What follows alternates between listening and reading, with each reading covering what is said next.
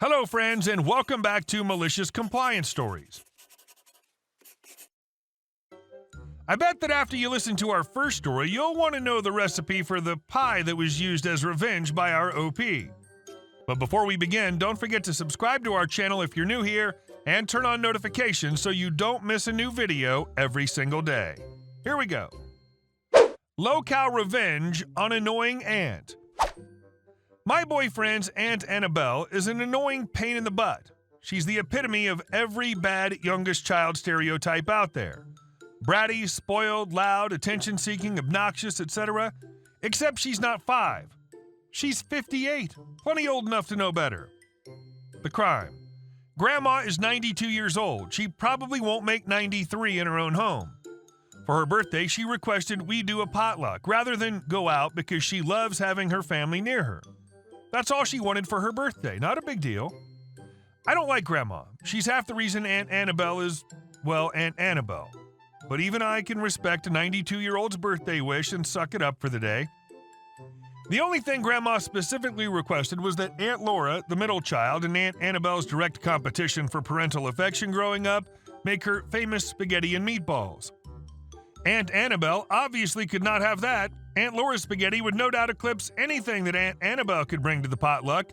Aunt Annabelle would be damned if she was going to listen to someone other than her get complimented for their cooking, especially in front of Grandma. So Aunt Annabelle, knowing full well that Grandma will never tell the spoiled, precious younger daughter no, decides that she will be bringing meatloaf. Aunt Laura should therefore bring a side dish and OP, well, I guess you can bring a dessert. Grandma likes chocolate cake, and since it's her birthday, you'll get her chocolate cake. Told, not asked. Aunt Annabelle knows I don't have a functioning oven in my place, nor can I afford anything super fancy. She can be certain nothing I produce will be complimented over her meatloaf, especially with Aunt Laura relegated to string beans for a side dish.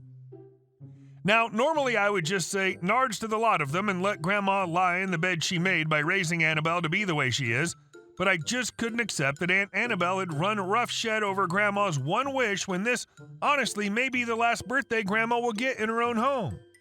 So I plotted revenge. The revenge. Grandma's birthday occurs. Aunt Annabelle slaving away in her kitchen, heating up gravy in the microwave to pour over her meatloaf. She has pride of place and was lapping up the attention for all she was worth. She worked so much harder than the rest of us, you know. Aunt Laura only had to make beans, and oh look, did OP forget the dessert? I smiled, having arrived earlier, and snuck it into the fridge. I was only too happy to get it, since she had neatly ensured everyone was paying attention to me trying to be the B word. I brought forth my revenge, no-bake chocolate cream pie. I'd poured my little heart into it.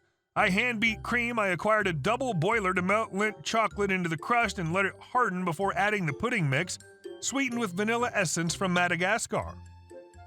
I don't even eat dairy, but I made the most glorious, smooth, rich, possibly sold my soul to Satan perfect chocolate cream pie you've ever seen in your life. We almost drowned from the sheer amount of saliva everyone instantly produced seeing the creation. Any and all talk of Aunt Annabelle's meatloaf ceased at that moment. It became all about the pie. There was no other food. There was only the pie. All hail to the pie. And then I revealed I'd made a second pie. It was smaller, single-serving size, and although it looked quite pretty, it was, without putting too fine a point onto it, a disgusting aspartame monstrosity. See, my revenge was double-fold. Not only had I guaranteed that everyone would be talking about my amazing pie for the rest of the afternoon, I had made the notoriously diet-happy Aunt Annabelle her own low-cal pie. She couldn't not eat it. Old-school Irish Catholic manners are a hard thing to break, especially in front of Grandma.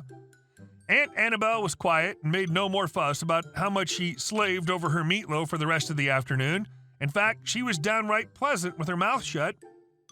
She got to sit and stew as everyone ate only small helpings of her meatloaf so they could save room for my pie. Then she got to sit and stew and try to force down bite after bite of slightly not quite sweet, slightly bitter low-cal chocolate cream pie whilst everyone pigged out on the creation, ensuring there wouldn't even be a single slice for her to take home later. Except for me. I don't eat dairy, so I sipped my reward, an ice-cold Dr. Pepper, and just smiled as the compliments rained around me.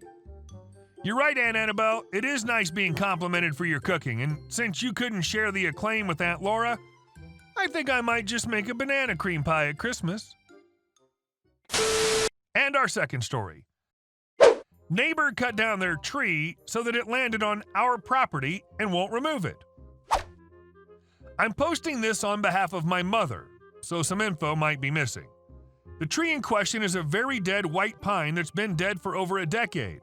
Our neighbors had complained about the tree somewhere around a month or two ago, and were suggesting that we cut down this tree that we knew was on their side of the property line at our expense because they so graciously cut down another tree on their side of the property line that was dropping tree-sized branches in our yard at their expense a year ago.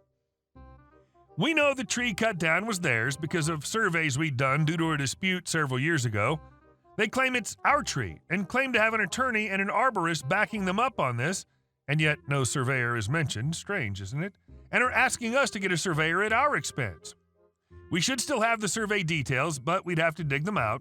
But I'm not entirely sure it even matters who owns the tree in this case, at least in terms of who's liable.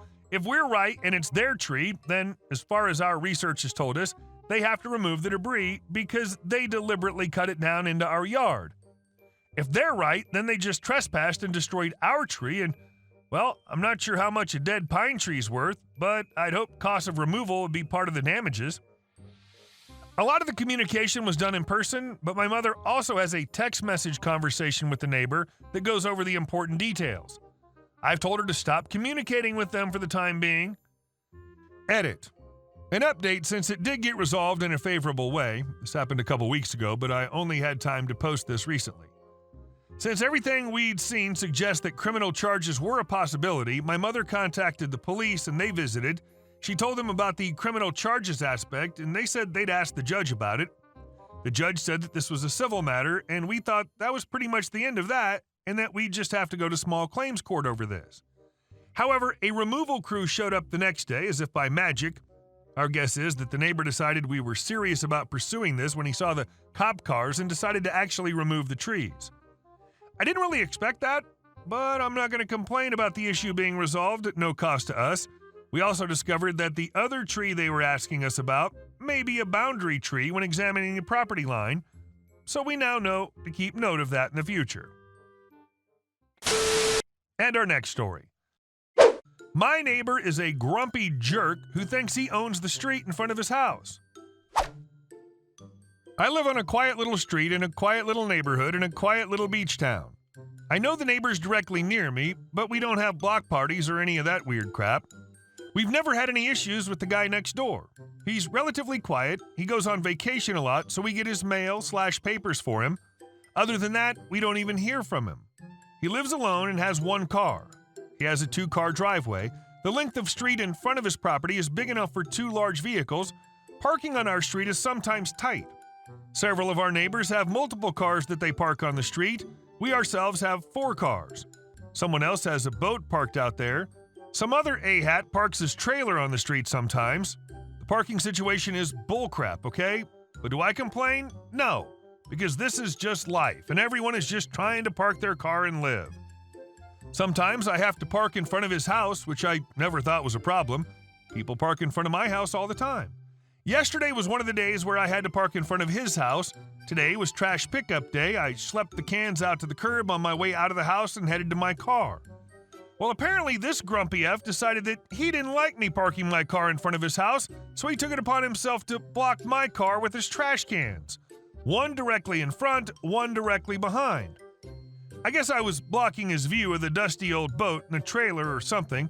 I was immediately filled with a searingly hot rage. Seriously, I was irrationally pissed. I kind of admired the petty kinship we've built, but still. F you, guy. Now, he was home at the time. I could tell because his car was occupying some of the square footage that is his driveway. I could have knocked over the cans with my car to let him deal with the mess like I wanted to, but I decided to wait. Later on, when I got home from work, you can just imagine my pure petty joy when I saw that he wasn't home. He'd brought his cans back up the driveway and left them next to his garage. My inner petty crocker took over. I took one of the cans and walked it up to his porch and put it directly in front of the front door. He'll have to move it to get inside. Take that, a-hole. Oh, and I parked in front of his house again. I'll never understand people who think they have ownership of the street outside of their house. And our last story. Someone started squatting on my property. So I have a vacant home that's currently in probate. Someone broke into the realtor's lockbox and into the home.